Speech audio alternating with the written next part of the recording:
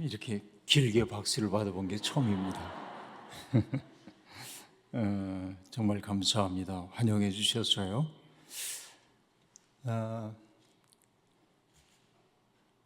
얼마나 좋은지 모르겠어요. 이렇게 우리가 함께 모여서 예배를 드릴 수 있다는 것이 말이죠. 제가 이제 성경에서 굉장히 좋아하는 이미지가 하나 있는데, 예언자들이 하나님의 보냄을 받아가지고 백성들에게 하나님의 심판을 선언할 때가 있죠. 하나님을 멀리하고 하나님을 멀리했기 때문에 이웃들을 사랑의 대상으로 보지 못하는 그 하나님의 백성들을 하나님이 징계하십니다. 일상이 파괴되는 거죠. 하나님의 징계가 일어나면 일상이 파괴되곤 합니다.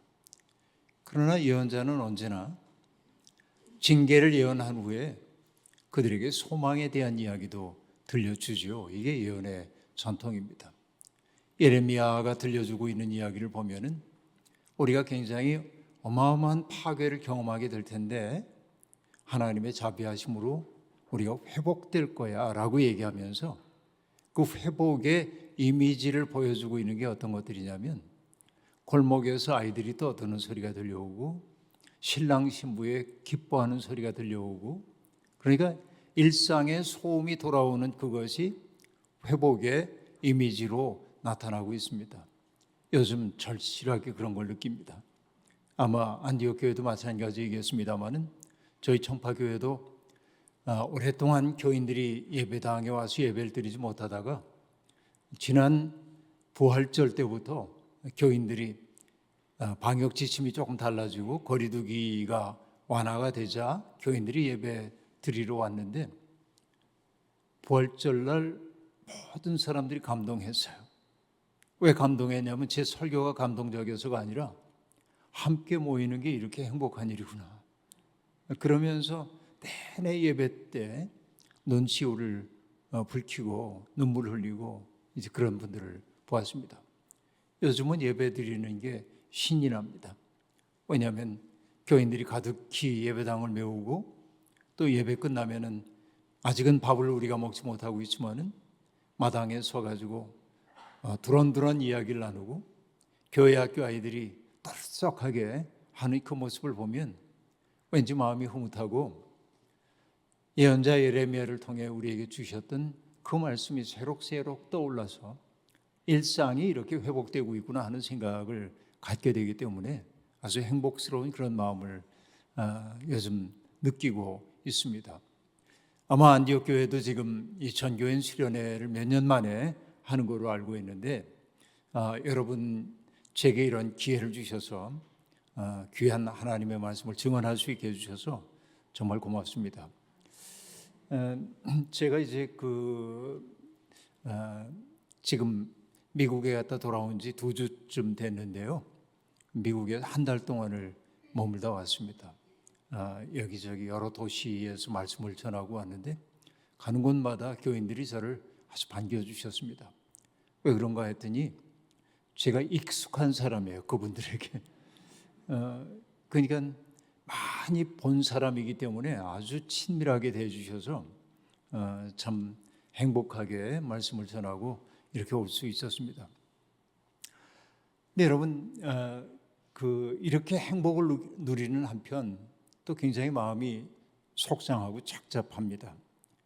아마 여러분도 유심히 보셨는지 모르겠습니다만은 세상 사람들이 종교인들을 바라보고 있는 시선이 어떠한지에 대한 조사를 했는데, 카톨릭과 불교에 대해서는 긍정적으로 보는 사람들이 꽤 많은데 개신교에 대해서는 이미지가 아주 나빠졌다고 얘기하고, 개신교인들은 만나기 싫다고 얘기하고, 개신교인들 하면은 굉장히 배타적이고 독선적이고 위선적이고 이런 게 떠오른다고 얘기를 한단 말이에요. 얼마나 속상한지 알 수 없습니다. 정말 아름다운 개신교의 전통이 한순간에 무너져 내린 것 같은 그런 아픔을 느끼고 있는 게 오늘의 우리의 삶의 모습입니다. 누구를 가리킬 거 없습니다. 누구 때문이라고 말할 것도 없습니다. 물론 우리가 두리뭉실하게 이 모든 게 우리의 잘못입니다라고 얘기하는 것도 적절한 태도는 아닙니다. 개신교를 이 지경이 되도록 만든 사람들은 분명히 있습니다. 그들에 대해서 우리는 아주 냉철하게 바라봐야 하고 우리가 가야 할 길이 어디인지에 대한 생각을 명확하게 가져야 할 필요가 있다는 생각이 들기도 합니다. 여러분, 문학비평가인 연무홍 선생님의 책을 읽다 보니까 그분이 이런 얘기를 합니다. 개신교회가 굉장히 큰 역할을 우리 민족사에 했다는 이야기를 문학비평가가 하고 있는 얘기입니다. 어떤 얘기냐면은 특별히 성서 번역 같은 것을 통해서 우리말을 보급하는 데 큰 역할을 감당했고, 이것까지는 제가 잘 아는 거였는데 그분이 하는 얘기 가운데 또 하나는 뭐냐면 찬송, 그러니까 찬미가를 부르잖아요. 예배 때마다 우리는 찬송가를 부르잖아요. 그 찬송가가 한국인들의 정서에 일종의 근대 한국인들의 정서의 원형을 만들어내기도 했다. 이렇게 얘기를 합니다. 그러니까 우리가 여러분 함께 모여가지고 온 회중들이 찬송을 부르는, 노래를 부르는 이런 일들은 많지 않았는데 예배당에서는 그런 찬송을 불렀기 때문에 우리의 어떤 그 정서의 밑바탕을 만들었다고 하는 그런 긍정적인 이야기를 봤습니다. 그러나 오늘 그렇게 아름다운 전통이 있음에도 불구하고 오늘의 교회는 상당히 싸늘한 취급을 받고 있는 게 사실입니다. 왜 그럴까 하고 생각을 해보니까 한마디로 얘기하면 하나님 잘못 믿어서 그럽니다. 예수 그리스도를 잘못 믿어가지고 그렇다라는 말을 할 수밖에 없습니다. 일전에 제가 읽은 책이 하나 있는데요. 그 책은 지금 우리말로 번역되기도 했습니다. 번역되기 전에 제가 읽었던 책 제목이 뭐냐면 Saving Jesus from the Church라고 하는 제목인데 우리말로 번역을 하자면 어떤 뜻이냐면 교회로부터 예수를 구하라라고 하는 말입니다. 여러분 제목이 희한하죠? 교회가 예수 그리스도를 찬양하고 그리스도를 전파하는 곳인데 그 책의 제목은 교회로부터 예수를 구원하라라고 하는 얘기입니다. 너무나 발칙한 제목의 책이었습니다. 그런데 그 책의 부제가 어떻게 되어 있냐면 번역하자면 이렇게 되어 있습니다. 어떻게 하면 우리는 예수 그리스도를 경배하는 것을 그만두고 예수 그리스도를 따라갈 수 있을까라고 하는 제목입니다. 자, 그 얘기의 큰 대의를 얘기하자면 어떤 의미냐면은 우리가 예수를 믿는다라고 하는 것은 예수님이 나의 죄를 대속하기 위해 십자가를 지시고 피 흘려 돌아가심으로 내가 구원받은 사람이 되었습니다. 주님, 모든 게 주님 덕분입니다 라고 얘기하는 거예요. 경배하는 태도이죠. 이건 마땅하고 중요한 일입니다. 그러나 기독교인들에게 정말로 중요한 것은 뭐냐면 그렇게 사랑의 빚을 졌다고 하는 사실이 분명하다고 한다면 주님이 우리에게 요구하고 있는 것은 무엇입니까?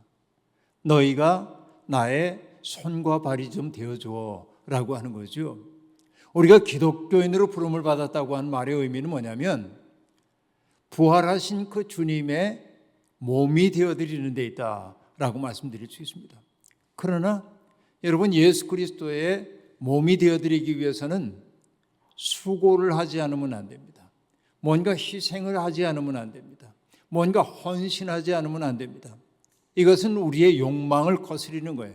내 욕망은 내가 편안해지는 거고 대접받는 거고 남보다 높임을 받는 건데 예수 그리스도가 우리에게 요구하고 있는 것은 너희 중에 으뜸이 되려고 하는 사람은 모든 사람을 섬겨야 돼 라고 얘기하잖아요. 그리고 예수 그리스도의 몸, 손과 발이 된다고 하는 것은 무엇입니까? 주님이 어루만져 주고 싶은 사람들이 있으면 우리가 가서 그들을 어루만져야 하잖아요. 그러니까 이건 어려워요. 수고가 따르는 일이란 말이에요. 그러니까 사람들은 예수님을 따라 사는 거는 힘들다고 얘기하고 그러니까 대신 뭘 하냐면 주님 영광 받으소서 높여만 드리는 거예요. 이게 오늘의 개신교회를 만들었어요. 개신교회를 천박하게 만든 것은 믿는다는 고백만 있을 뿐 예수 그리스도를 따라 살고자 하는 결단은 너무 부족했다는 얘기입니다. 그런데 여러분 제가 그 책을 이렇게 이제 전철이나 이런 데 쓰면 저 여기 올 때도 전철 타고 왔습니다만은 전철을 타는 시간이 저한테는 아주 좋은 시간이에요. 독서할 수 있는 시간이기 때문에 자리에 앉을 수가 없으니까 서가지고 책을 이렇게 펼쳐보고 있는데 사람들이 나를 바라보는 시선이 느껴져요. 가끔. 그 시선은 두 가지일 겁니다. 저 늑스구레해 보이는 사람이 영어 책을 읽네. 그런 게 첫 번째 시선일 거예요. 이렇게 쳐다봐요. 그런데 그것만이 아니에요. 왜 쳐다보냐면 제가 들고 있는 책의 표지 때문에 그렇습니다. 그 표지가 어떻게 되어 있냐면 예수 그리스도의 초상화가 이렇게 그려져 있어요. 여러분 짐작 가는 예수 그리스도의 초상화 모습이 있잖아요. 그런데 책 표지에 예수님의 입에다가 은박으로 되어 있는 공업용 테이프가 이렇게 붙여져 있는 거예요. 어떤 얘기입니까? 예수님이 입을 다물게 만들어 놓은 거죠. 그러니까 사람들이 전부 시선이 뭐냐면 이 사람 이상한 사람이다. 왜 예수님의 초상화에다가 입에다가 테이프를 붙여놓은 거야? 그리고 저를 자꾸 쳐다봐요. 그런데 여러분 제가 붙여놓은 게 아니고 원래 책 표지가 그러합니다. 그렇죠. 책 제목을 금방 얘기했잖아요. 교회로부터 예수를 구하라 였고 어떻게 하면 예수 그리스도를 경배하는 것을 그만두고 예수 그리스도를 따를 것인가가 부제라고 얘기했어요. 그러니까 많은 교회들이 하고 있는 일들이 뭐냐면 예수 그리스도를 침묵시키고 있단 말이에요.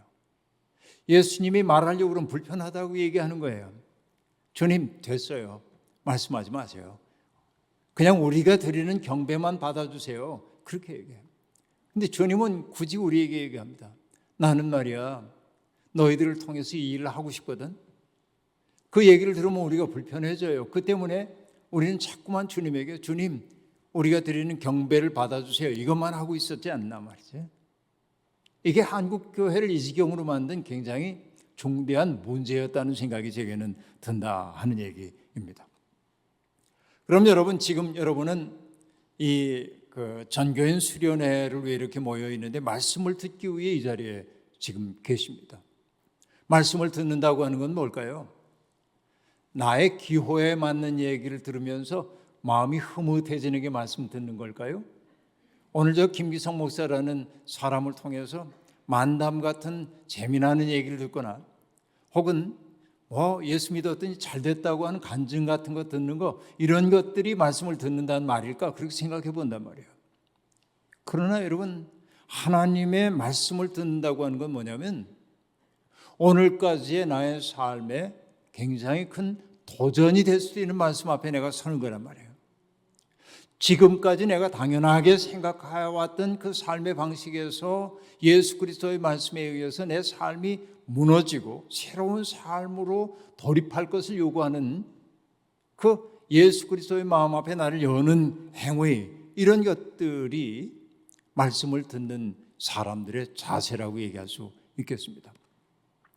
여러분 우리가 사는 세상에서는 누가 뭐라고 얘기해도 돈이 주인 노릇하는 세상이잖아요. 지금 우리가 사는 세상이 돈이 없으면 못할 일이 없는 것처럼 보여지기도 합니다. 사실은 여러분 돈이라고 하는 건 매력적인 게 사실입니다.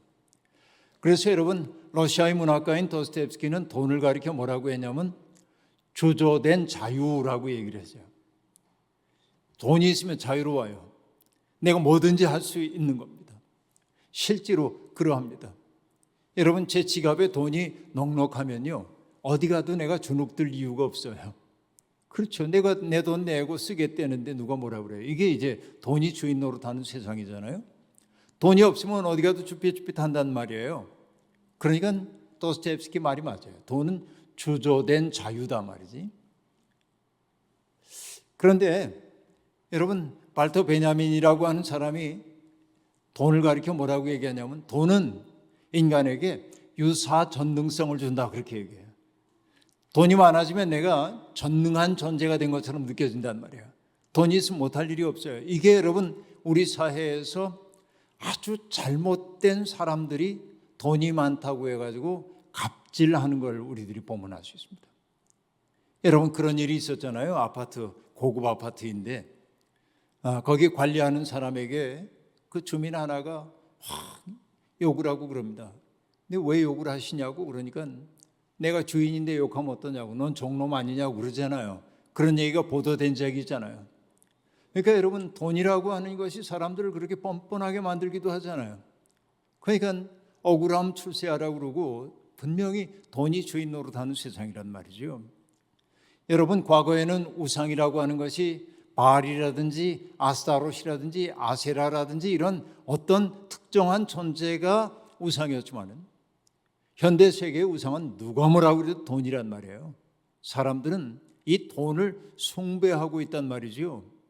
그러니까 예수를 믿는다고 하는 사람들조차도 돈이라고 하는 우상 앞에 절하면서 살고 있지는 않은가 우리가 돌아보지 않으면 안 된다라고 하는 얘기입니다. 그러니까 돈을 자꾸만 따라가다 보니까 본래의 나의 마음 다 잃어버리고 하나님이 내 속에 심어주셨던 그 아름다운 마음 잃어버리고 우리가 무정한 사람으로 변했는지도 모릅니다. 그래서 여러분, 함석헌 선생님의 시를 보면 이런 얘기 나옵니다. 내 마음 다 팔아먹었구나. 아버지 집을 나올 때 채곡채곡 넣어주시며 잃지 말고 닦아내어 님 보거든 드리라 일러주시던 그 마음, 이 세상 길거리에서 다 팔아먹었구나. 자, 우리가 이 세상에 태어날 때 하나님이 우리에게 아름다운 삶의 가능성을 우리에게 주시면서 그것을 잘 간직하고 잘 닦아가지고 주님 앞에 바치라고 하나님이 우리를 이 세상에 보내셨건만 우리는 이 세상에 사는 동안 점점 그 본래의 마음 잃어버리고 그 깨끗한 마음에 더러운 것들이 끼치기 시작하고 그러면서 점점 더러운 사람이 되어버렸단 말이에요. 시는 이렇게 계속됩니다. 다 팔아먹고 다 헤쳐먹고 이젠 껍데기만 남았구나. 여러분, 살다 보면 내 속이 텅 빈 것처럼 느껴질 때가 있잖아요. 내가 이렇게 사는 게 맞나? 이제 여러분 6월달이 이제 다가왔습니다만 6월달이 되면 모내기를 하잖아요. 이제 6월 6일이면 망종입니다. 망종이라는 게 거꾸러기 그 곡식들과 관련되잖아요. 옛날에 보리를 추수하고 그리고 이제 벽지를 뿌린다고 얘기하는데 이건 중국의 절기이고 우리식의 절기로 얘기하자고 한다면은 모내기를 하는 철이 다가온단 말이에요. 이게 망종절기에 하는 일이란 말이에요. 근데 여러분 6월달이 되면은 논에다가 이제 벼를 이렇게 심어 놓으면은 농부들이 물을 찰랑찰랑 채우잖아요. 그래야 벼가 자라니까. 근데 옛날 제 어릴 때 이미지를 보면은 논에 우렁 같은 게 참 많았단 말이에요.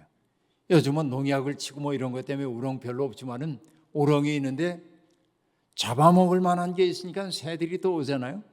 그 새들이 우렁 같은 것들을 잡아먹으면 속을 파먹고 나면은 우렁 껍질이 둥둥 떠오른단 말이에요. 논물에 햇빛이 비쳐가지고 뜨뜻한 그 논물 위에 속이 텅 빈 우렁이 껍질이 떠 있는 그 모습을 바라보면서 속을 다 퍼먹혔구나. 그러고 안타까워하던 제 마음이 떠오른단 말이에요. 그런데 그런 광경을 보았던 때로부터 수십 년이 지나간 후에 내 마음속에 떠오르는 이미지가 뭐냐면은 그 논물 위에 떠 있었던 텅 빈 우렁이 껍질 같은 느낌이 내 속에 든단 말이에요. 내가 잘 살고 있나? 내가 이 세상에서 정말 산다고 노력하며 살았는데 내가 이 세상 사는 동안에 내 속이 이렇게 다 비어버리고 말았구나. 선을 행하고자 하는 마음은 내게 있지만은 번번이 나는 정욕에 따라 살고 이기적으로 살고 이웃들을 사랑하지도 못하고 말이죠. 때때로 선한 일을 하기도 하지만은 내가 선한 일을 했다고 하는 그 자부심 때문에 여러분 나 스스로의 영혼이 또 망가지는 걸 느끼고 이런 걸 느낀단 말이에요. 여기 시인이 지금 하고 있는 얘기가 그거예요. 다 팔아먹고 다 헤쳐먹고 이젠 껍데기만 남았구나. 그러자 껍데기만 남고 나니까 비로소 떠오르는 게 뭐예요? 님 생각나는 거예요. 이때서 나에게 생명을 주신 그분의 마음이 떠오르는 거예요. 그래서 이렇게 얘기합니다. 님 생각이 나는 오늘엔 바쳐야 할 그 마음은 없고 세상 풍파에 부대끼고 더러운 기록을 그린 이 껍질밖에 없으니 무엇으로 님을 만나? 무슨 마음에 님을 찾나? 우리가 하나님을 만나야 할 텐데 모두가 다 내 마음을 가지고 그분 앞에 가가지고 차마 이게 나라고 내 마음을 보여드릴 수 없을 만큼 내 속이 텅 비고 더러워지고, 그렇죠? 이게 우리의 모습이라는 거예요. 그때 처절한 생각이 드는 거예요. 내 인생을 너무 낭비한 것 아닌가 하는 생각 말이죠. 그래서 시는 이렇게 계속됩니다. 속았구나. 세상한테 속았구나. 그 사탕에 맘 팔고 그 옷에 맘 팔고 고운 듯 꿰는 눈에 뜨거운 맘 다 팔고 피릿소리 좋은 듯해 있는 맘 톡 털어주고 샀더니 속았구나. 속 없는 세상한테 속았구나. 그렇게 말해요. 우리 세상 사는 동안에 정말 여기 사탕이라고 얘기하고 있는 나의 욕망, 내가 좋은 거, 행복해 보이는 것, 그거 얻으려고 몸부림치느라고 세상과 타협하고 내 마음 다 내줬단 말이에요. 좋은 옷 입어보려고 내 마음 다 내줬단 말이에요. 출세해 보려고 내 마음 다 내줬단 말이에요. 그런데 그러고 나서 내가 행복해졌냐면 그렇지 않고 내 속이 오히려 텅 빈 것처럼 느껴진단 말이죠. 이게 정직한 자기인식이란 말이에요. 그리고 이렇게 얘기합니다. 해는 서산 위에 뉘엿이 눕고 내 몸은 피곤하고 저녁바람은 가벼이 불 때 다 팔고 남은 내 마음의 껍질은 물마른 우물같이 텅 빈 쓸쓸함만 길었는데 님은 저 언덕을 올라가시네 저녁 영광 안으시고. 내 마음이 물이 마른 것처럼 텅 비어버리고 말았어. 정말 산다고 애를 쓰며 오늘까지 살아왔는데, 그런데 그분 앞에 내가 섰을 때 감히 설 수 없는 죄인으로 내가 서 있단 말이야.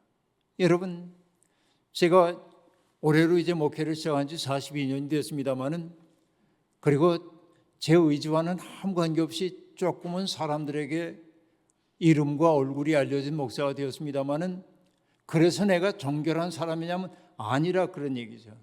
내 속에 일고 있는 부끄러운 것들이 얼마나 많은지 모른단 말이죠. 그러니까 그 자비하신 분 앞에 내가 선다고 한다면은 주님이 나를 보고 너는 몇 명 모이던 교회를 몇 명 되게 했으니까 성공했구나, 잘하였다, 충성된 종아. 아니요, 그럴 리가 없단 말이에요. 주님이 정말 우리에게 보시는 것은 뭐냐면 내가 이루어냈던 업적이 아니고 내가 어떤 존재인가, 이런 것만 보신단 말이죠. 내가 어떤 존재인가. 그런데 여기 지금 얘기하는 거예요. 물마른 우물같이 텅 빈 쓸쓸함만 남았다고 얘기하는 거예요. 그런데 님이 지금 저 앞에 계신 것 같아. 마음이 다급해집니다. 그 님과 내가 만나야 되는 거예요. 그래서 말합니다. 저 님이 가시기 전, 저 님이 저 언덕을 아주 넘으시기 전, 가자 내 맘아, 이 가엾은 내 맘아. 팔다가 남은 부스러기라도 모아가지고 가서 바치자라고 말합니다. 세상 사는 동안 우리들이 정말 세상에 행복이라고 하는 것들을 추구하느라고 할 일 못할 일 다 하면서 살다 보니까 내 속이 텅 비어버렸는데, 조각나고 깨진 마음밖에 없는데, 하나님 앞에 미처 부끄러워가지고 그거 내놓을 수가 없지만은, 그러나 하나님의 은총 앞에 나아가야 하는데 가지고 갈 게 너무 없는 거예요. 그런데 얘기합니다.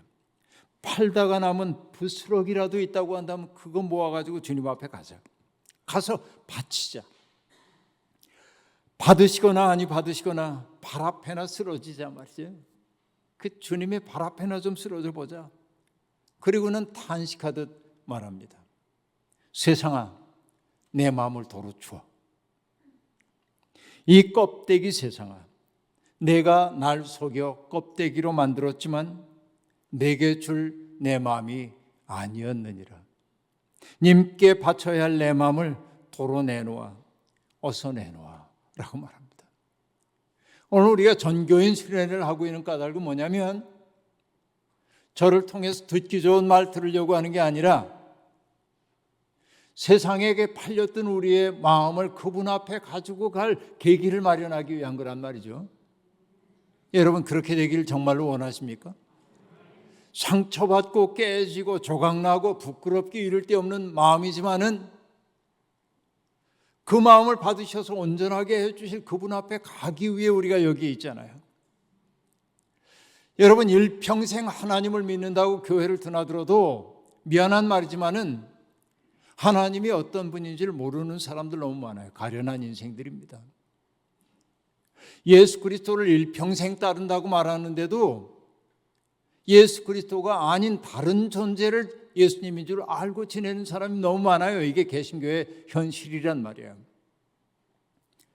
여러분, 제가 좋아하는 선배 목사님이 계신데 그분이 6.25 때 피난 가던 얘기를 들려준 적이 있습니다. 이렇게 얘기합니다. 어머니 아버지들이 다 남부여대 해가지고선 피난길을 가는 거예요 지금. 그렇죠. 어머니는 머리 위에다가 정말 지고 가야 될 거 지고 이고 가고, 아버지는 지게에다가 뭘 짊어지고, 그리고 애들도 많으니까 애들 손 하나씩 붙잡고 가는데 짐이 이렇게 내려가려고 그러면 추석추석 하느라고 애들 손 잠깐 놓고 그러는데 자기도 아버지 손 붙잡고 한참을 가다가 문득 이상한 생각이 들어가지고 위를 이렇게 바라봤더니 아버지가 아닌 다른 사람의 손을 잡고 가더래요. 그런 일이 여러분 비일비재하게 일어났잖아요. 6.25 때. 그때서 깨닫고 그 부모님들도 그때서 알고 나서 찾아가지고 만나긴 했지만 그때의 경험이 이 어린 내 선배에게는 깊은 기억으로 남아 있는 겁니다. 그러면서 그 목사님이 얘기합니다. 내 아버지인 줄 알고 손 붙잡고 왔는데 내 아버지 아닌 다른 사람 손 붙잡고 가면 안 되잖아요. 우리가 믿는 하나님, 우리가 믿는 예수 그리스도, 나는 이런 분을 믿는다고 생각했는데 그게 성서가 얘기하는 하나님이 아니라면, 성서가 우리에게 증언해 주는 예수 그리스도가 아니라면 그것처럼 불쌍한 일이 어디에 있어요. 그죠? 그러므로 정말 우리가 믿는 하나님이 어떤 분인지에 대해서 우리들이 깊이 생각을 해야 한다는 말씀입니다. 그렇죠? 여러분, 하나님에 대한 이야기를 오늘 다 할 수는 없어요. 이런 분이 아닙니다라고 얘기할 수도 있지만 다 할 수는 없어요. 그러나 간결하게 몇 가지만 얘기를 오늘 하려고 하는 겁니다. 기본적으로 기독교 신앙은 하나님을 가리켜 누구라고 얘기하냐면 하나님이 천지를 창조하신 창조주 하나님이라고 얘기를 해요. 여러분, 하나님이 세상을 창조하셨음을 믿으십니까? 예, 교인 여러분들이 아멘을 참 잘해요. 그런데 지금부터 제가 하는 이야기에 책임을 져야 돼요. 하나님을 창조주로 믿는다고 한 말의 의미가 뭘까라고 하는 거예요. 자, 많은 사람들이 하나님을 창조주로 믿는다고 하는 것은 여러분 진화론자들의 과학적 진술과 다른 창조 신앙을 믿는 거라고 생각해 버려요. 그리고 난 잘 믿는다고 생각해요. 하나님을 창조주로 믿는다고 한 말의 의미가 무엇인지를 잘 알지 못해요. 그냥 간단하게 얘기를 해보십시다. 하나님이 창조주라고 하는 것은 세상에 존재하는 모든 것들이 하나님과 무관하지 않다는 사실을 고백하는 거죠. 여러분 그렇게 믿어요? 세상에 존재하는 모든 게 하나님하고 무관하지 않다는 거잖아요. 세상에 있는 모든 것들이 다 하나님이 만드신 거니까. 여러분 옆에 계신 분, 그분도 하나님이 만드신 분 맞죠? 여러분 아주 그 사람 생각만 하면 마음이 좋은 사람을 한번 떠올려 보세요. 저는 떠올려지는 사람이 있어요. 내 손자 손녀들. 저는요, 제가 할아버지가 되면은 유난 떨지 않을 거라고 생각했어요. 유난 떠는 할아버지 할머니들을 보면서 왜 이래? 박 목사님도 할아버지 돼보시라고요. 그래야 알 수 있는데 그건 완전히 다른 세상에 돌입하는 거예요. 제가 처음으로 느꼈잖아요. 내가 아들, 딸 키울 때 경험하지 못했던 사랑이 내 속에 있음을 알았어요. 손자, 손녀를 보면서. 그냥 얘들한테 그냥 주고 싶어요. 그냥 모든 게 다 용납돼요. 모든 게 다. 내 속에 이런 사랑이 있었나 싶어요. 할아버지, 할머니 맞아요? 그런 경험들을 하잖아요. 네, 여러분 모두 할아버지, 할머니가 되는 복을 한번 좀 누려보시길 바랍니다. 이 돌아가신 시인 정진규 선생님이 옹알이라고 하는 시를 쓴 적이 있는데, 이게 딸이 우리 집에 천사가 왔다. 시가 이렇게 시작돼요. 우리 집에 천사가 왔다. 딸이 아이를 낳아서 데리고 온 거예요. 그런데 아이가 옹알이를 하는 모습을 보면 이 시인인 50년 이상 시를 써온 이 시인이 그 옹알이하는 손자 손녀의 모습을 이렇게 들여다보는 순간 뭐라고 얘기하냐면 시인으로서의 모든 언어를 내려놨대. 이 옹알이는 무의미도 의미도 다 통해. 여러분, 이게 굉장히 강렬한 얘기입니다. 아이의 옹알이는 의미도 무의미도 다 통해. 이게 사랑이에요. 사랑하면 다 통해버리고 마는 거예요. 이 경험, 이 경지이잖아요. 그러니까 여러분 사랑하는 사람의 모습을 이렇게 떠올리니까 흐뭇하잖아요. 여러분 표정이 달라졌거든요. 그 사람을 하나님이 만드신 거 맞습니까? 정확히 대답하세요. 그를 하나님이 창조하신 것을 믿습니까? 아멘. 자, 그 다음 그 사람 생각만 하면 불쾌해지고 그 사람 생각만 하면 내가 좀 이렇게 움츠러들고 기분 나빠지는 사람을 떠올려 보세요. 안디옥 교회는 그런 분이 하나도 없나요? 살다 보면 정말 그 사람만 생각하면 좀 불쾌한 사람도 있잖아요. 솔직히 얘기하면 그 사람을 떠올려 보라 이 얘기예요. 그리고 여러분에게 제가 엄중하게 질문합니다. 하나님이 그 사람도 창조하셨음을 믿습니까? 왜 이렇게 쉽게 나와요 답이? 아니라고 하고 싶은데, 저 사람은 하나님 냈을 리가 없어 그러고 싶은데 여러분은 믿음이 좋으셔서 그 사람조차 하나님이 내셨다고 말하네요. 그러면 여러분, 우린 인간이기 때문에 그 사람 미워할 수밖에 없잖아요. 솔직히 얘기하면 미운 걸 어떻게 밉지 않다고 얘기를 해요. 그래서 여러분, 저는 이렇게 얘기합니다. 하나님, 예수님이 내 원수를 사랑하라고 한 게 참 다행이다. 그 원수를 좋아하라고 얘기했다면 정말 어려울 것 같아요. 좋아하는 것과 사랑하는 건 좀 달라요. 좋아하는 건 그냥 감정이 가는 거야. 그냥 설명할 수가 없어요. 어제도 한 달 후에 결혼하게 될 젊은이가 와가지고 저하고 결혼 미팅을 했습니다. 그래서 제가 직국해 물어서요. 신랑에게 신부가 될 아무개에서 어떤 빛을 보았길래 평생 함께 하기로 해서? 그러자 뜻밖의 질문을 받았다는데 그냥 좋아요. 그렇죠. 누군가를 좋아하는데 이유가 없잖아요. 그런데 여러분, 원수를 좋아하라고 그러면 안 되잖아요. 근데 주님이 뭐라고 얘기하냐면 원수를 사랑하라고 그랬어요. 사랑에는 노력이 필요한 거예요. 사랑하기 위해서는. 그런데 여러분, 우리가 하나님을 창조주로 고백한다고 하는 것은 세상에 존재하는 모든 것들이 하나님이 원하셔서 이 세상에 존재한단 말이에요.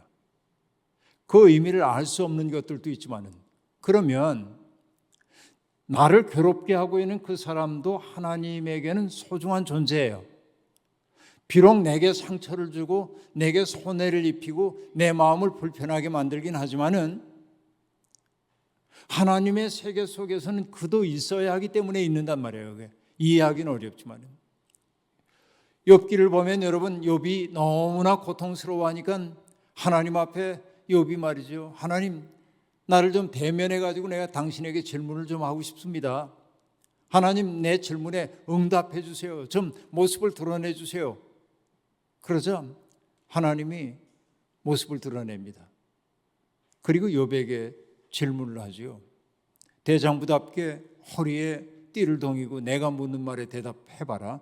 그러면서 내가 이 세상의 기초를 만들 때 너 어디 있었니? 물어요.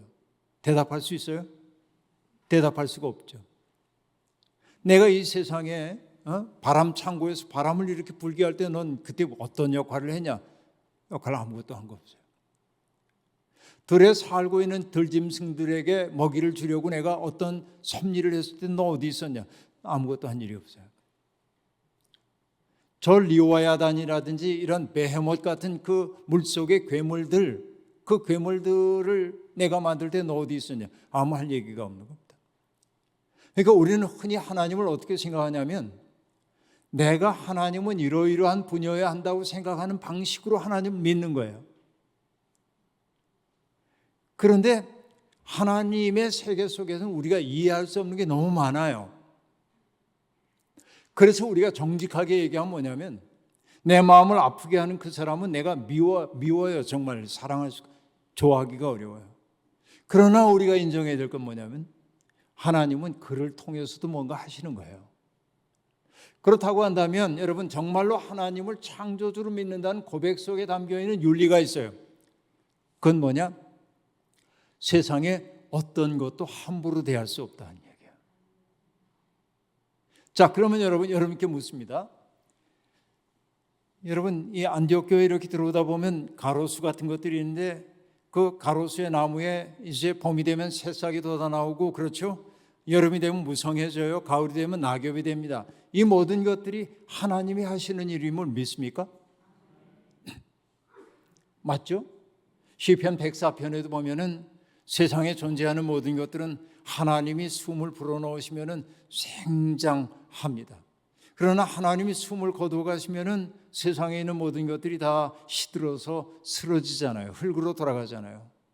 그러니까 이 세상에 있는 모든 것들이 하나님의 숨결 가운데 지어졌다고 한다면 세상에 존재하는 모든 것들을 우리가 함부로 할 수가 없겠죠.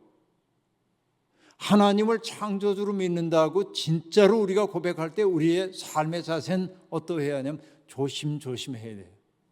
함부로 살면 안 되는 거예요. 이게 하나님을 창조주로 믿는다는 말의 의미예요. 여러분, 제 선배이면서 친구이기도 한 시인이 있는데 그 시인은 문학상도 많이 받았습니다마는 그 부인 때문에도 유명해진 분이 한 분이 있습니다.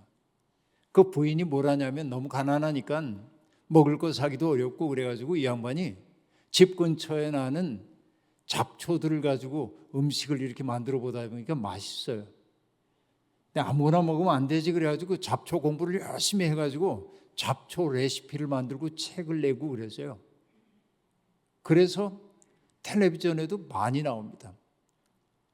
어느 날 우연히 정말 텔레비전을 보는데 제가 아는 그 목사님과 사모님이 이렇게 나오는데 사모님이 옆에다가 바구니를 이렇게 끼고 잡초 채취하러 이렇게 가요. 제가 그분을 오랫동안 알아왔기 때문에 한 40년 동안 알아왔기 때문에 너무 잘 아는 분이잖아요. 근데 이렇게 이제 끼고 가다가 그 논두렁에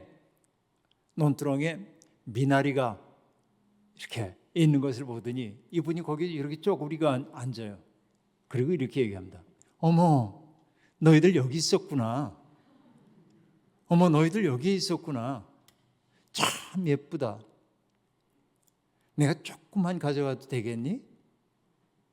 다 가져가지 않을게. 그리고 조금만 뜯어가지고 와요. 이렇게 섞어가지고. 우린 되게 어떻게 하죠? 우와, 여기 있었네. 싹쓸이. 그러잖아요. 여러분, 저도 우리 교회 노인들하고 어디 이렇게 가보면은 관광버스를 타고 이제 어디 이렇게 모시고 가면은 차만 섰다 하면 우리 여성계 회원들 후닥닥 사라져요. 되게 비슷하죠. 쑥 뜯고 나물 뜯고 이런 것 때문에. 그래서 제가 늘 그럽니다. 때를 얻든지 못 얻든지 전도하는 게 아니고 나물 채취하고 이게 이제 우리 그 여성들이 하고 있는 일들이기도 합니다만. 그런데 그분은 정말로 뭐냐면 세상에 존재하는 모든 것들이 하나님의 작품이기 때문에 정말 조심스럽게 채취하는 거예요. 그 마음이에요. 그 마음. 그러니까 여러분, 저는 얘기합니다. 하나님이 천지의 창조주라고 하는 거 제가 신학적으로 얼마든지 얘기할 수 있어요. 이게 어떤 배경에서 어떤 의미에서 등장했는지에 대한 얘기 얼마든지 신학적으로 얘기할 수 있어요. 그런데 신학적인 얘기가 중요하지 않아요. 하나님을 창조주로 믿는다고 하는 말 속에 담겨있는 생의 윤리가 뭔지가 더 중요하다는 얘기예요. 하나님을 정말로 창조주로 믿는다고 한다면은 어떤 사람도 함부로 대할 수가 없어요. 그러니까 여러분, 예수 그리스도가 얘기하잖아요. 옛사람은 너희에게 말하기를 살인하지 말라 했다. 그러나 난 너희에게 말한다. 형제를 보고 바보라고 하는 자는 지옥에 떨어질 거라고 얘기해요. 옛사람은 너희에게 말하기를 간음하지 말라 하였다. 그러나 나는 너희에게 말한다. 여인을 보고 음욕을 품은 자는 이미 간음하였느니라 라고 얘기합니다. 이게 어떤 의미일까요, 여러분? 여인을 보고 음욕을 품는다고 하는 건 뭐죠? 그 여인의 아름다움을 보고 참 아름답다라고 느끼는 건 당연한 일이에요. 그럴 수밖에 없어요. 아주 아름다운 사람을 보고도 아무렇지도 않은데 목적인 척 해봐야 아무 소용없어요. 거짓말인지 다 알아요. 아름다운 사람을 보고 아름답다라고 얘기할 수 있어야죠. 그러나 문제는 뭐냐면 그 여인을 보고 음욕을 품는다는 건 어떤 의미예요?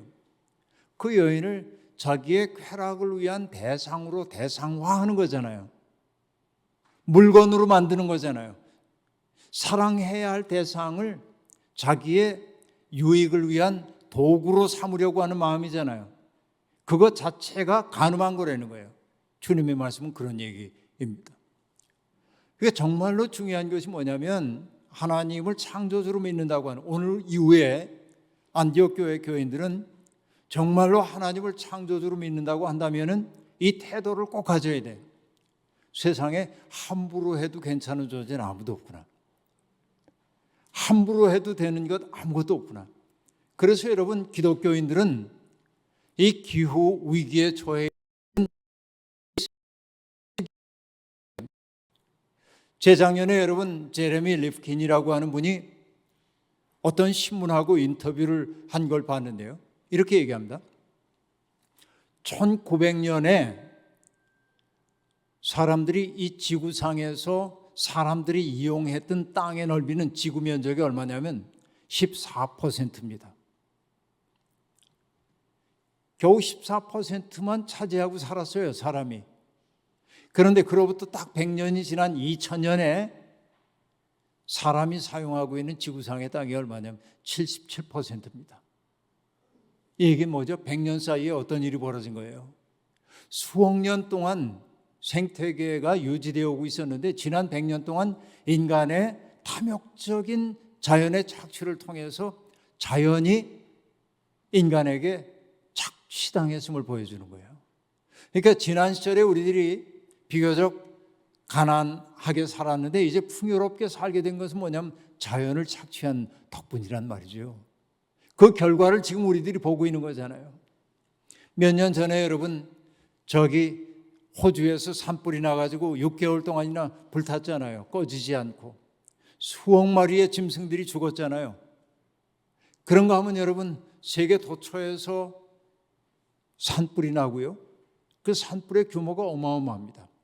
미국의 서부 지역에 산불 났는데요. 오레곤주라든지 워싱턴주라든지 캘리포니아라든지 이런 데 산불이 나가지고 꺼지지 않아요. 그건 인간의 방화나 실화 때문이 아니고 기후변화가 말미암은 번개가 산불을 일으켰기 때문에 그러잖아요. 그리고 여러분 뉴스를 통해 보셨죠? 절대로 거기가 그렇게 추운 적이 없는데 그렇게 따뜻했던 것이 영하 20도, 30도 내려가고 또 그렇게 추웠던 지역이 영상 30도로 변하고 이 지구가 말할 수도 없이 병들어가고 있어요. 기후 위기의 징조로 나타나는 게 바로 뭐냐면 오늘 우리가 경험하고 있는 코로나 사태란 말이에요. 이 코로나 사태라고 하는 것이 우리에게 보여주는 게 뭐냐면 인간이 세상을 함부로 달아왔음을 그대로 보여주고 있는 거란 말이에요. 그러므로 오늘 하나님을 창조주로 믿는다고 하는 사람들의 삶이 어떠해야 하냐면 이제부터라도 조심조심 세상에 존재하는 모든 것들이 하나님의 뜻 안에 존재한다는 사실을 깨닫고 정말 절제하고 아끼면서 살아가지 않으면 안 되는 겁니다. 이게 하나님을 창조주로 믿는 사람들의 의미예요. 자원만이 아닙니다. 모든 사람들을 그렇게 봐야 돼요. 자, 그 다음에 하나님을 우리는 창조주라고도 고백하지만은 하나님은 또한 역사를 섭리하시는 분이라고 얘기한단 말이에요. 여러분 출애굽기를 보면 하나님이 역사 속에 개입하는 이야기가 등장하고 있는데 출애굽기의 첫 장은 이렇게 나오고 있습니다. 모세가 태어나는 그 이야기 쓱 한 다음에 이렇게 얘기해요. 요셉을 알지 못하는 바로가 왕이 된 다음부터 히브리인들이 너무나 큰 어려움을 겪습니다. 강제노역에 시달리게 됩니다. 그러니까 정말 그 강제노역에 시달리고 있는 사람들이 끙끙 앓죠. 그러자 하나님은 그들의 고통당함을 보시는 거예요. 그리고 그들의 신음소리를 들으셔요. 그리고 하나님은 그들을 구원해 주시겠다고 역사 속에 개입하십니다. 이게 성경에서 하나님이 역사 속에 개입하시는 매우 중요한 사건이에요. 여러분, 엘버트 슈바이처라고 하는 분 아시죠? 슈바이처 박사, 밀림의 성자라고 얘기하는 이 엘버트 슈바이처는요, 의사로도 유명하지만은 아프리카에 들어가가지고 그 아프리카의 어려운 사람들을 도운 의사로도 유명하지만은 그 사람이 애당초에 엘버트 슈바이처는 뭐로 유명하냐면 바하 연주자, 오르겐 연주자로 유명해요. 저도 엘버트 슈바이처 박사의 오르겐 연주곡이 있거든요. 음반이. 어떤 때 그 음반을 틀어놓고 들으면 정말 좋아요. 정말 명연주를 합니다. 유럽에서도 유명한 사람이었습니다. 그런데 사람들에게 덜 알려진 게 하나 있어요. 그게 뭐냐? 엘버트 슈바이처가 의사가 되기 전에 빼어난 신학자였다는 사실입니다. 그래서 그는 그 당시에 역사적 예수 연구에 관한 가장 중요한 책을 썼어요. 슈바이처가. 그러니까 학문적 세계에서도 슈바이처는 매우 중요합니다. 그런데 그가 그 역사적 예수 연구에 대한 책을 썼는데 그 중에서 제가 잊을 수 없는 구절이 하나 있어요. 슈바이처가 이렇게 얘기합니다. 우리가 믿는 하나님은 땅에서 들려오는 신음소리를 당신의 나라가 임하소서라는 기도로 들으시는 분이래요. 하나님에 대한 규정으로 내가 성경을 그렇게 오랫동안 연구해 왔는데 하나님이 어떤 분인지에 대한 이야기를 그렇게 잘 정리한 얘기가 없어요. 다시 얘기해 볼까요? 하나님은 땅에서 들려오는 신음소리를 당신의 나라가 임하소서라는 기도로 들으신다는 거예요. 여러분, 우리는 어떤 사람이 유창하게 기도하는 걸 보면 저분 정말 기도 잘하네 그러잖아요. 유창하게 기도하면 청산유수로 기도하는 걸 보면 기도 잘하는 것처럼 들립니다. 근데 진짜 기도 잘하는 거는 끊이지 않고 말하는 게 아니에요. 여러분, 저 신학교 때 우리 교수님 한 분이 수업을 할 때 기도를 하는데 정말 그분은 과장해가지고 5분에 한마디씩 하는 것 같아요. 한마디 하시고 한참 생각하다 또 한마디 하시고, 그런데 받아 적고 싶을 만큼 깊어 그 기도가. 우리가 큰 은혜를 받았어요. 쫙 하고 나오는 기도가 좋은 기도가 아니에요. 어떻게 보면 진실한 기도가 좋은 기도잖아요. 아까 여러분 어린아이가 옹알이를 하는 모습을 보면 시인에게 의미도 무의미도 다 통한다고 얘기를 했는데, 세상을 창조하신 전능하신 하나님이 우리가 필요로 하는 건 모르시겠어요? 우리가 말이 어눌하다고 해가지고 넌 기도도 못하는구나, 그리고 우리 기도 안 들으실 것 같아요? 아니요. 하나님은요, 우리가 너무나 힘들어가지고 밤에 자면서 끙끙 앓을 때 그 신음소리를 기도로 들으신단 말이에요. 그러니까 여러분, 나는 기도를 못해 라고 얘기하지 마세요. 우리가 이 세상에서 우리가 하는 몸짓 하나하나가 하나님을 향한 기도이기도 하단 말이에요.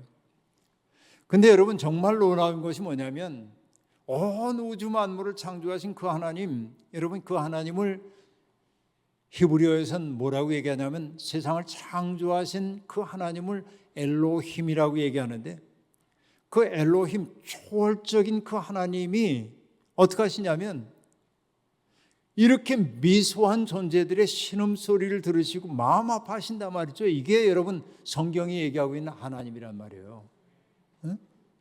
그러니까 나 같은 존재가 하나님에게 눈에 보이지도 않을 텐데, 나는 그렇게 생각하는데 앞에 앉아있는 우리 반주자님이 고통스러워할 때 하나님은 그 고통을 보고 아파하신단 말이에요. 내 아픔 때문에.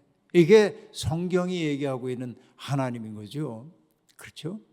그래서 여러분, 하나님은 고통받고 있는 사람을 구해서 자기의 생명의 몫을 온전히 살아내는 사람을 만들고 싶으셨어요. 그런데 하나님은 언제나 조력자를 필요로 하십니다. 당신의 일을 함께 해줄 사람을 필요로 해요.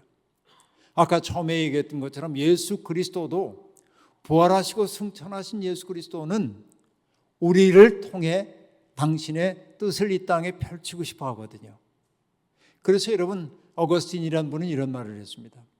우리 없이 세상을 창조하신 하나님은 우리와 함께 세상을 구원하기를 원하신다, 그런단 말이에요.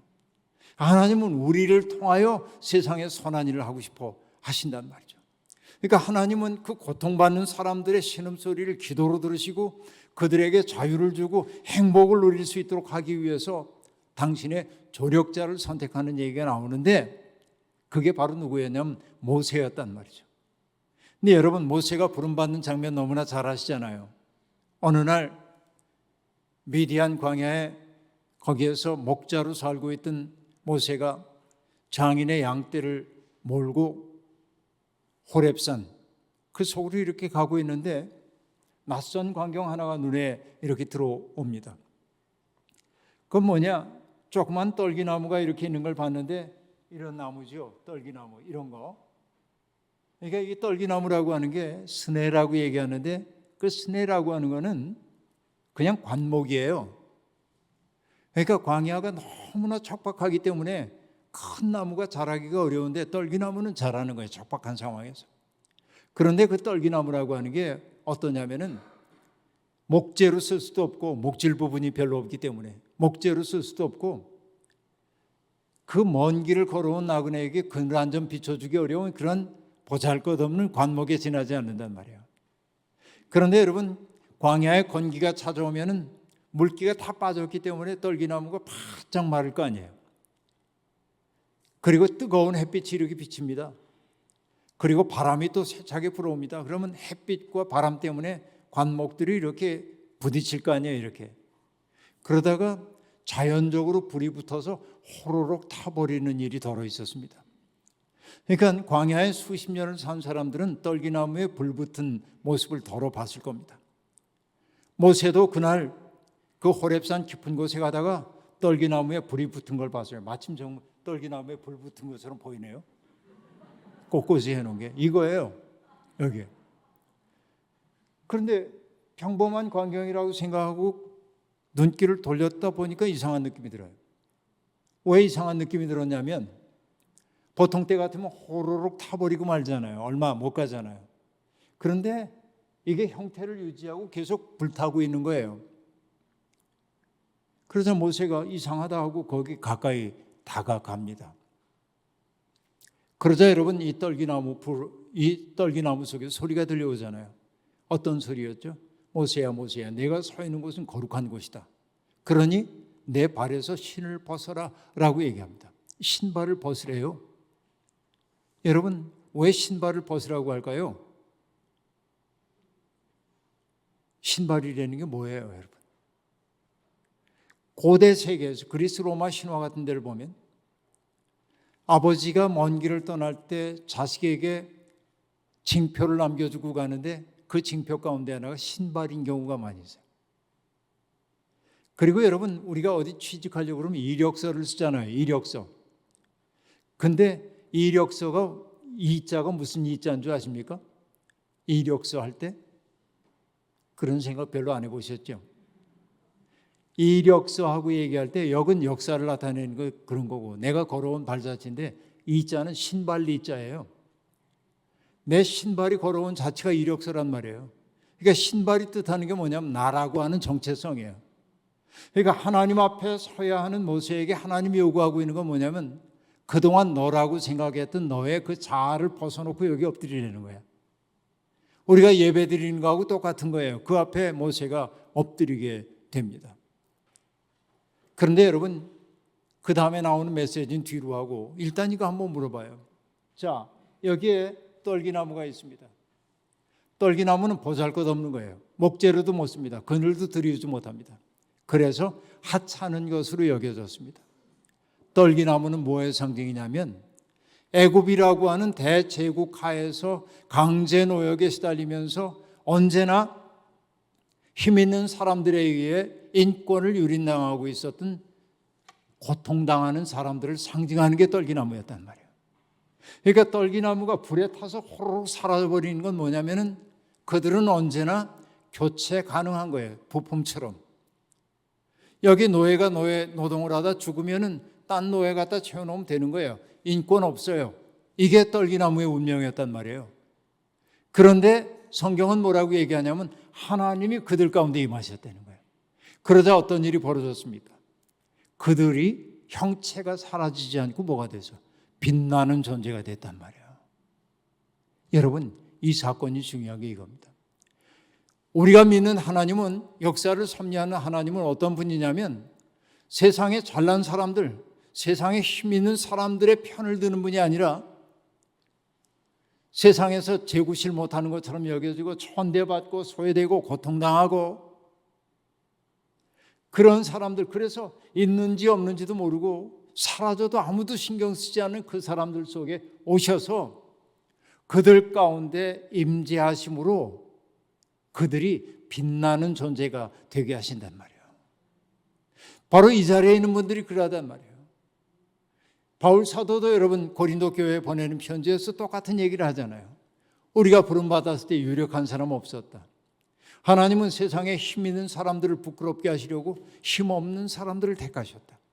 하나님은 세상에 지혜로운 사람들을 부끄럽게 하시려고 어리석은 사람들을 택하셨다라고 얘기하고 있는데, 하나님은 세상에 잘났다고 하는 그 사람들이가 아니라 그들에 의해 소외받고 천대받고 고통당하는 그 사람들 속에 가셔가지고 내 마음의 아픔을 내가 안다고 하고 품에 안으시고, 그래서 그들로 하여금 의젓한 빛을 발하는 사람이 되게 만든단 말이죠. 이게 우리가 믿는 하나님이란 말이에요. 그런데 하나님이 비로소 이제 모세에게 당신의 꿈 얘기를 하죠.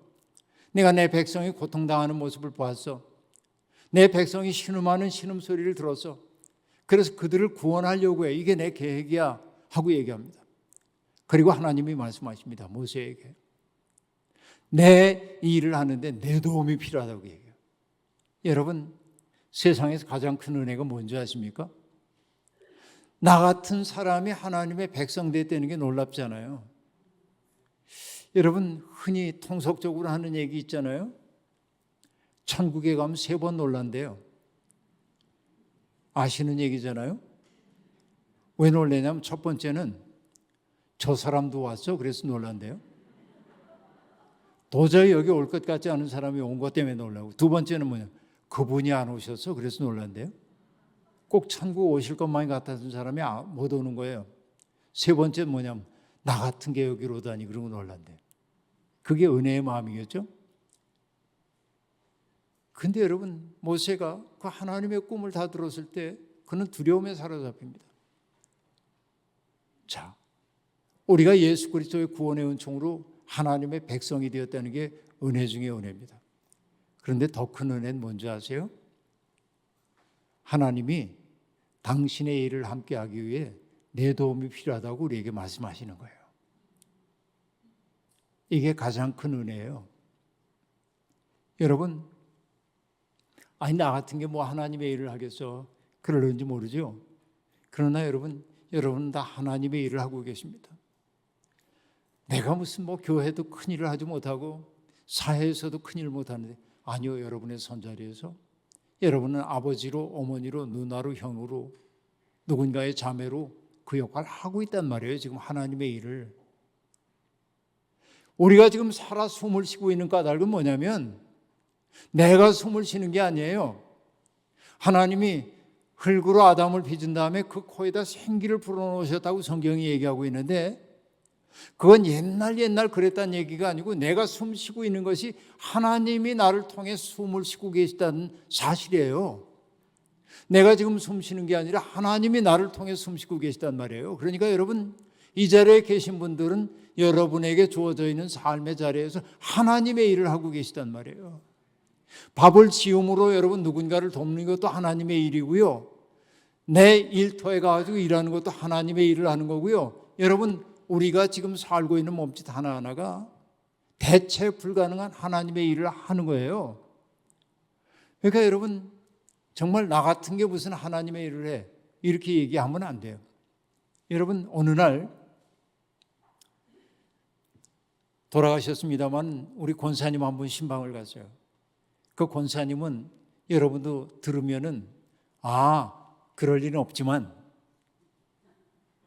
이 얘기를 하면 알 거예요. 저는 잘 모르는 노래인데 조용필 씨가 부른 일편단심 민들레야, 그런 노래가 있잖아요. 그 가사를 쓰신 분이 우리 교회 권사님이신데, 그분은 6.25 때 남편하고 헤어져서 평생을 남편 그리워하며 살던 분입니다. 그런데 남편 만날 꿈을 꾸고 있었지만 못 만났죠. 그래서 그가 가사를 써가지고 이 노래는 꼭 조용필이 불러야 돼요. 그리고 조용필에게 가사를 준 거예요. 그게 일편단심 민들레입니다.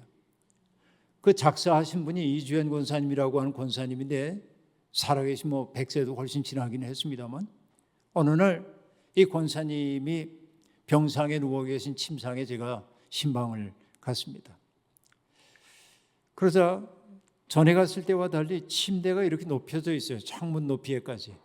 권사님, 위험하게 왜 이렇게 침대를 높였어요? 그래서 창밖을 보고 싶어서 그렇다고.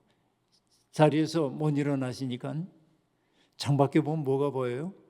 꽃도 보이고요, 새들이 와서 노는 모습 보는 게 그렇게 좋아요. 그래요?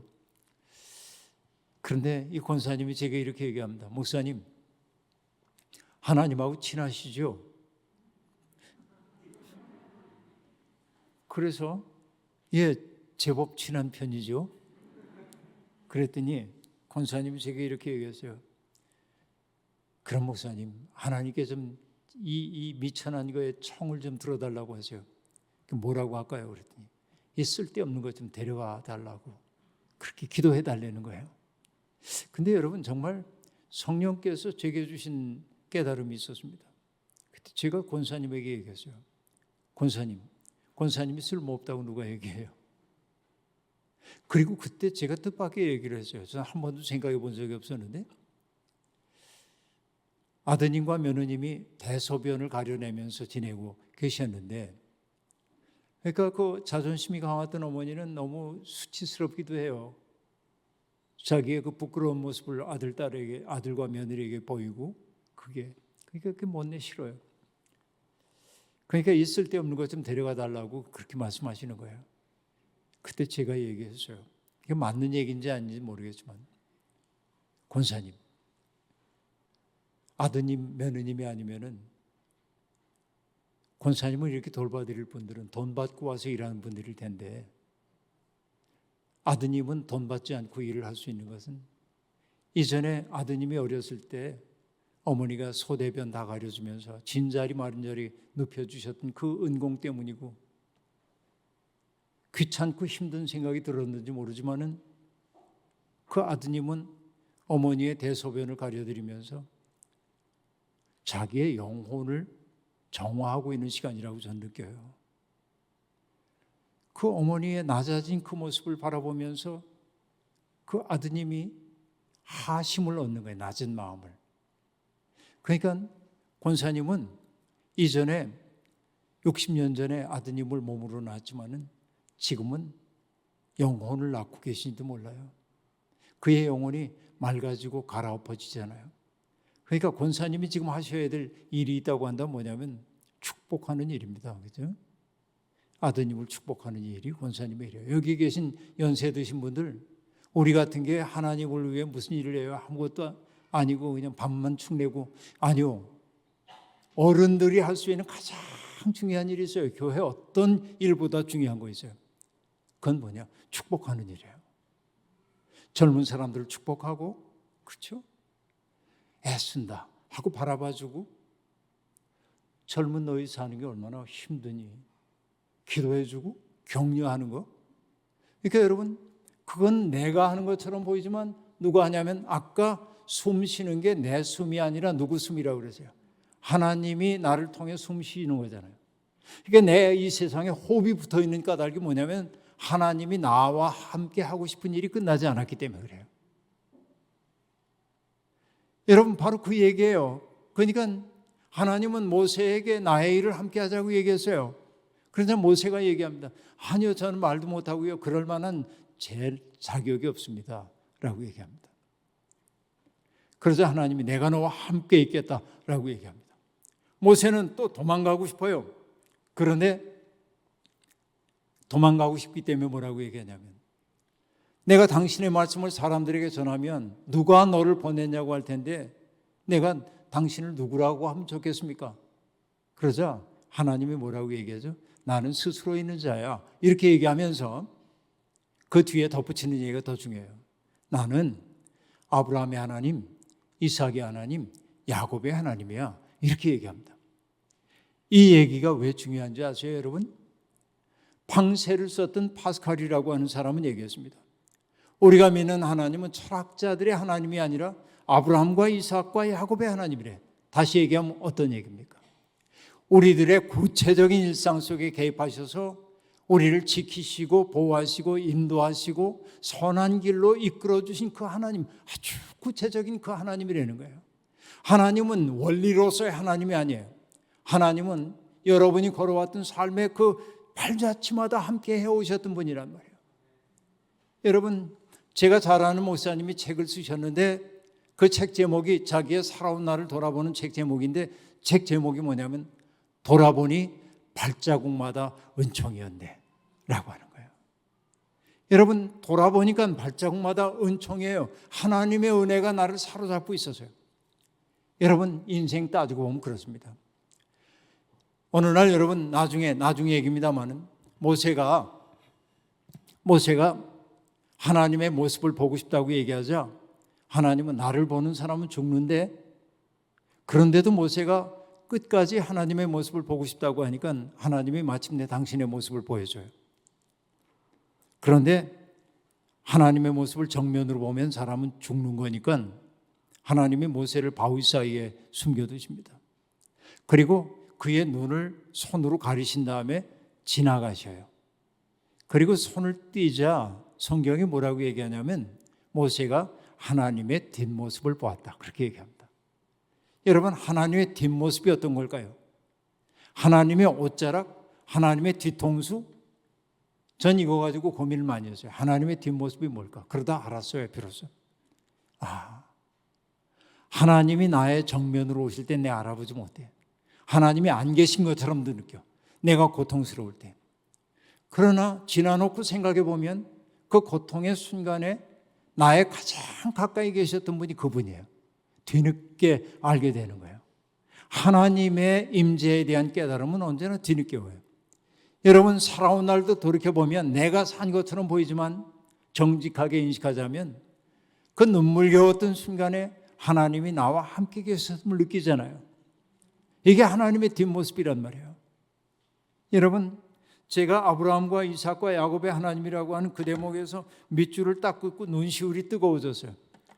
왜 그랬냐면 거기에 제가 한마디를 더 덧붙일 수 있었기 때문에 그렇습니다. 아브라함의 하나님, 이삭의 하나님, 야곱의 하나님, 그리고 내 어머니의 하나님이니라. 저는 그렇게 들렸어요. 저는 제 어머니의 삶을 알잖아요. 어머니. 제 어머니는 40대 후반이 되었을 때 배가 이렇게 불러오셨습니다. 제가 8남매의 막내인데요. 어머니가 저를 43살인가에 낳으셨어요. 제 기억 속에 어머니는 할머니입니다. 시골 분이었기 때문에. 살아계시면 지금 108세 그렇게 되시지만 돌아가신 지 오래되셨죠.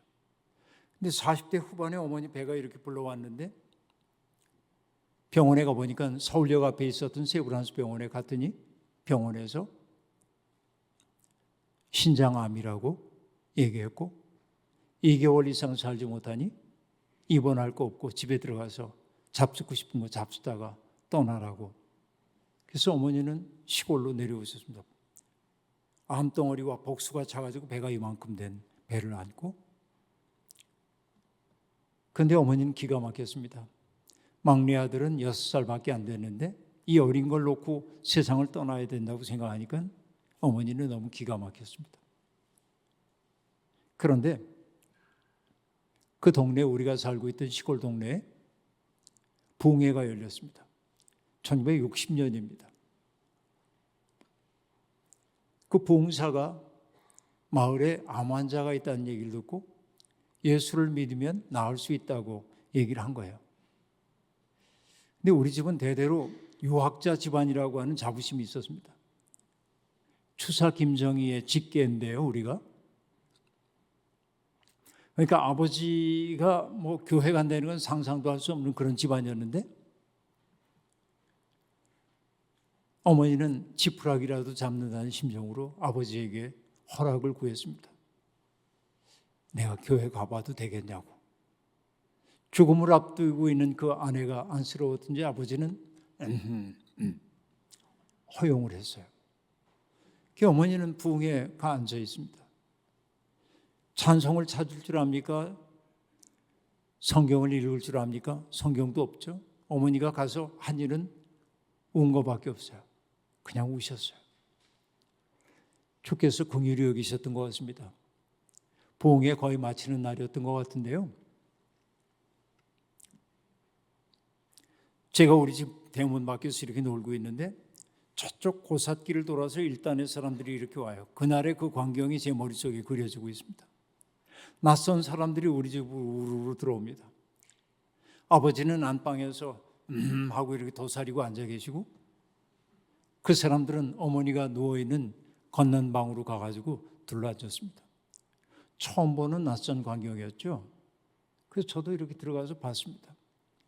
그래서 부흥회를 오셨던 여자 집사님이 어머니 배에다 손을 얹고 기도를 하기 시작했어요. 지금도 증언할 수 있는데요. 압박을 하거나 때리거나 그러지도 않았어요. 그냥 손 얹고 기도했어요. 기도가 너무 길게 이어져서 저는 바깥에 놀다 왔는데도 여전히 기도하고 있었어요. 그리고 그분들이 돌아갔습니다. 며칠 지난 다음에 어머니가 내 배를 좀 보라고 누나한테 얘기하고 배를 이렇게 들어 보이는데 그 배에 선명한 손가락 자국이 10개가 이렇게 나 있는 거예요. 이렇게. 정말 신기한 일이었어요. 그리고 며칠 후에 어머니 배가 쑥 내려갔어요.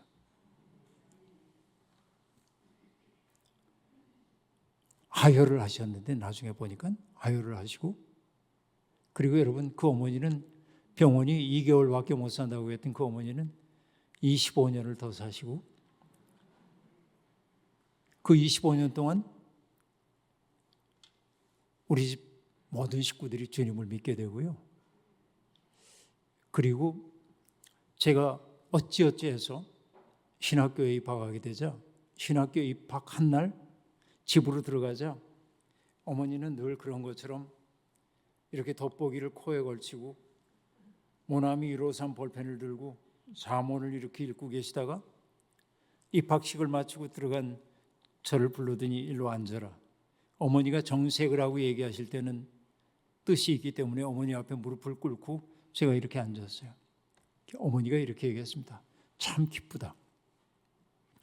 나는 내 막내 아들이 주의 종 되게 해달라고 14년 동안이나 기도했다. 근데 여러분 그 막내 아들은 어머니가 기도했던 13년 동안 교회를 한 번도 간 적이 없어요. 고등학교 졸업하고 직장 생활할 때까지도 교회를 가본 적이 없어요. 저는 한 번도. 그러나 어머니는 그런 막내 아들을 주의 종 삼아달라고 14년 동안 기도했고 그리고 저는 어찌어찌 하다가 우리 동기들보다 늦게 신학교를 들어가고 그날 입학을 했던 거예요. 지금 생각해 봅니다. 어머니에게 제가 뭐 여쭤봤어요.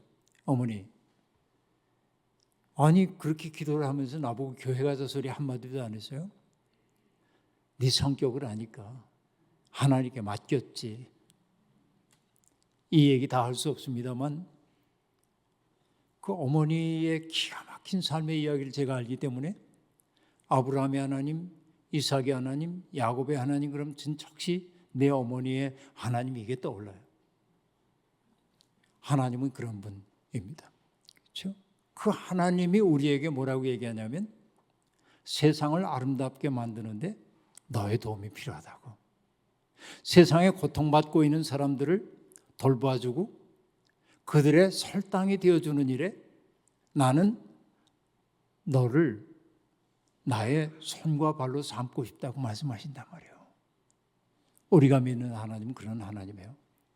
그래서 여러분 레위기 19장을 보면 이스라엘의 하나님 나 여호와가 거룩함과 같이 너희도 거룩하라 라고 얘기하면서 거룩한 삶에 대한 이야기를 하는데, 안식일 잘 지키는 이야기, 제물 똑바로 바쳐야 하는 얘기를 하지만은 그 거룩한 삶을 핵심을 구성하는 말이 뭐냐면 이런 얘기입니다.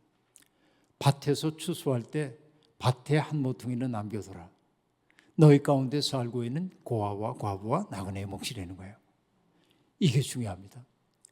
거룩하다고 하는 게 뭐냐면 일주일에 이틀 철야기도 하는 게 거룩한 거 아니고, 일주일에 한 번씩 금식하는 게 기도한 게 거룩한 게 아니고, 1년에 성경을 8번씩 통독하는 게 거룩한 게 아니고, 그것도 물론 중요한지 모르지만 더 중요한 게 뭐냐면은 하나님이 마음 아파하는 대상들을 바라보면서 내 마음 아파지는 게 거룩함이에요. 그 하나님의 마음 아픔을 알아차리고 하나님의 마음 아픔을 덜어드리려고 하는 게 하나님께 영광 돌리는 거예요. 그게 거룩한 삶이에요. 하나님은 바로 우리를 통해 그 일을 하고 싶어요. 오늘 두 가지 얘기했습니다. 하나님이 창조주 하나님이라고 얘기했죠. 하나님을 창조주로 믿는다고 한 말의 의미가 뭐라고 얘기했어요? 복습해봐요. 뭡니까? 세상의 어떤 것도 함부로 대해서는 안 되는 거예요. 사람뿐만 아니라 세상에 있는 모든 것들이 하나님에게 속한 거라고 한다면 우리가 함부로 할 수 없어요. 아끼고 절제해야 돼요. 성령의 9가지 열매 가운데 이 시대에 가장 중요한 게 절제하는 것이라고 얘기할 수 있어요. 이게 기후위기의 시대를 살아가는 우리에게 정말 중요한 일이라는 말씀을 드렸어요. 이게 첫 번째. 그리고 우리가 믿는 하나님은 어떤 하나님이요? 땅에서 들려오고 있는 신음소리를 당신의 나라가 임하소서라는 기도로 들으신다고 얘기를 했죠. 그 하나님이 우리에게 뭐냐면 우리를 불러주신 까닭은 나의 꿈을 이루는데 너의 도움이 필요해 라는 거예요. 나 같은 게 무슨 하나님에게 도움이 될 거냐고 여러분 생각하면 안 돼요. 여러분이 있는 생애 자리에서 여러분이 아니고는 할 수 없는 일이 있기 때문에 하나님은 여러분을 산자의 땅에 두셨음을 믿으시길 바랍니다. 내 바로 옆에 있는 사람들, 그가 소중한 사람이에요. 저는 성경에서 아주 귀하게 여기는 성경이 하나 있는데 그게 뭐냐면 예수님이 하신 말씀입니다. 나의 일은 아버지께서 내게 이끌어 주신 사람 가운데 하나도 잃어버리지 아니하고 마지막 날에 영생을 얻게 하는 것입니다 라고 말합니다. 저는 이 말에 감동합니다. 왜? 예수님은 우연처럼 보이는지 몰라도 당신 앞에 있는 사람을 누구로 여기냐면 아버지께서 내게 이끌어 주신 사람으로 여기는 거예요. 하물며 여러분, 우리가 함께 교회 생활하는 사람들, 내 가족들, 나의 직장 사람들, 친밀하게 교제하는 그들이 하나님이 이끌어 주신 사람이 아니면 누구겠습니까? 하나님은 바로 우리를 통해 그들에게 복을 내리시기를 원합니다. 그 복의 통로가 될 때 우리는 하나님을 진실로 믿는 사람이라 말할 수 있을 겁니다. 이 아름다운 부름에 응답함으로 여러분의 삶이 거룩해지기를 주의 이름으로 축원합니다.